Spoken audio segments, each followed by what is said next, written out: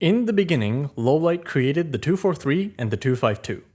And Lowlight said, let there be 6 years of internet arguments. Anyway, if you know anything about me, you probably know that I am a big fan of the 252 base setup. That means 2 trading posts, 5 factories, and 2 power plants. Over the years, there have been lots of arguments about whether it's better than the 243 base setup, and I've made a few videos myself mentioning the differences. In short, the 243 only has 4 factories, but the extra power plant means it can have all of them at max level. A 252 base has less power, so it can only have maxed out factories if the reception room and office are at lower levels. But since facilities on the right side can't be downgraded, lots of players are forced to use a less powerful 252 with some level 2 factories.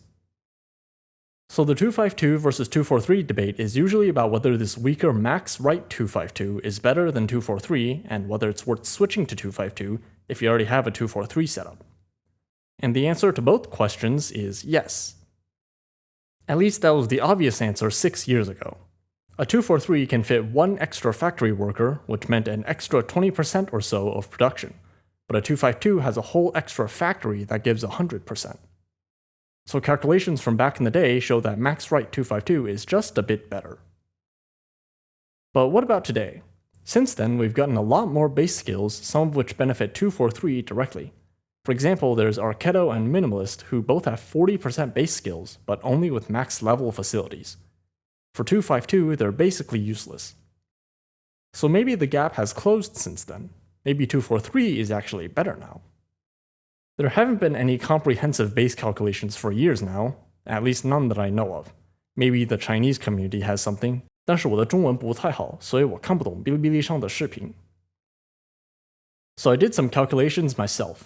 I set up rotation schedules for the 243 setup and 2 variants of the 252.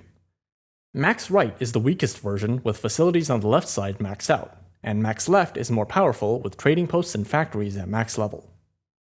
Both the 243 and 252 can produce different ratios of LMD to EXP by spending drones on different facilities. For example, a 243 can make more LMD by spending drones on trading posts, or can make more EXP by spending drones on EXP factories. Both options will also need to spend some drones on gold to make sure it doesn't run out. I also included some more specialized base setups. The 342 has 3 trading posts, so it makes lots of LMD but less EXP.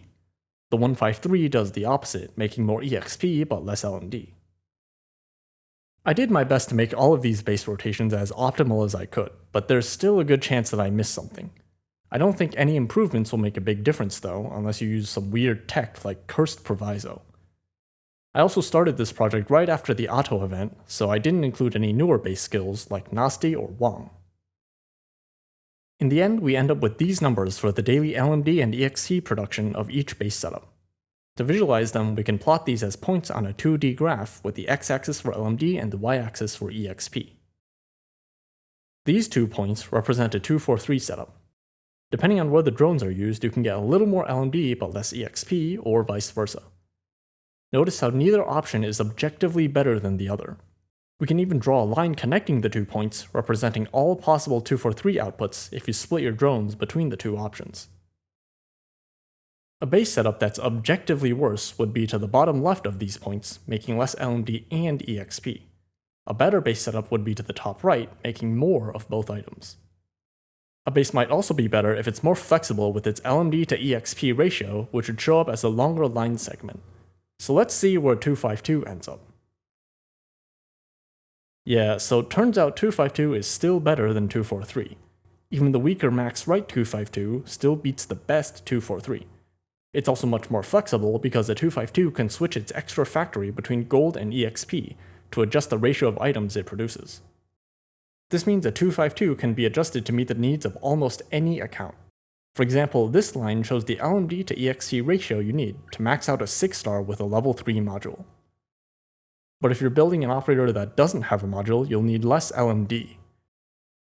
And if you don't raise your operators to max level, you'll need more LMD overall. 243 isn't nearly flexible enough for this range of ratios, but 252 can cover almost all possibilities. For extreme cases, you can also switch between 252 and another setup to skew the ratio further, like 342 for more LMD. We can draw these lines here to represent those combinations. And just to finish out the graph, I'll add the max left versions of the 252 and 342. Naturally, they're a bit better than the max right setups.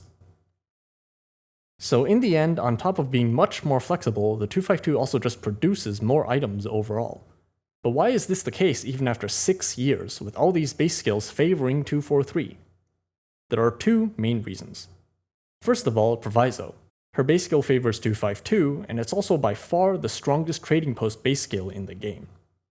It works better in a level 2 trading post, which means a max right 252 can downgrade a trading post and upgrade a factory.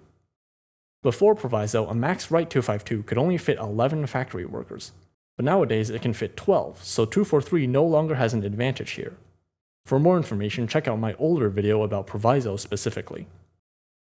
The second reason is that all these Pro 243 base skills just aren't that good. I mentioned Arketo and Minimalist earlier, who give 40% to trading posts and factories, but a 252 still has several options that are only slightly weaker. Iris and Journey also favor 243, but the difference is even smaller. There's also the automation-based skills, which get stronger if you have more power plants, but depending on the situation, they can actually be better for 252. But what if Hypergriff releases more of these Pro 243 base skills? Surely 243 will catch up eventually, right? As an experiment, I did calculations for a hypothetical 243 that has access to an unlimited number of minimalists. If I plot that on the chart, we see a pretty big improvement over the regular 243. But these 2 points still don't quite cross the line between the 252 setups, which means it's still a bit worse. So I don't think 243 will surpass 252 anytime soon, and it probably never will. But now let's get to the question that most of you are probably here for. Even if 252 is better, is it worth switching to it if you already have a 243 setup? After all, even if 243 is objectively worse, it's not that big of a difference. To put it into perspective, a 252 makes about 4,000 extra LMD per day. Over a year, this is enough to raise only 2 extra operators to E2 level 60. At the same time though, switching to 252 is very cheap. Most of the process is just downgrading dorms and factories, which doesn't cost anything. You'll only have to spend 70 drones to build a new level 2 factory. The increased production from a 252 will pay back this cost in just a few hours, so it's basically free. If you care about your base and the items it produces, I highly recommend switching over to 252. If you don't care about your base, first of all, why are you watching my channel? But also, sticking with 243 is still perfectly fine if it works for your account. Lots of players don't care about raising their operators to higher levels, so a 243 might already make more LMD and EXP than you want to use anyway. But this only applies to long-time players who already have a 243 with every single building maxed out. If you're a newer player without a finished base, you should build a 252, period. The main advantage of 252 isn't the slightly higher long-term production, but rather the low setup cost. Since it has less power, its buildings are kept at lower levels, which means less LMD and building materials spent on upgrades. This doesn't matter for players who've already maxed out a 243, but if you haven't, you can save lots of time and sanity by not doing that.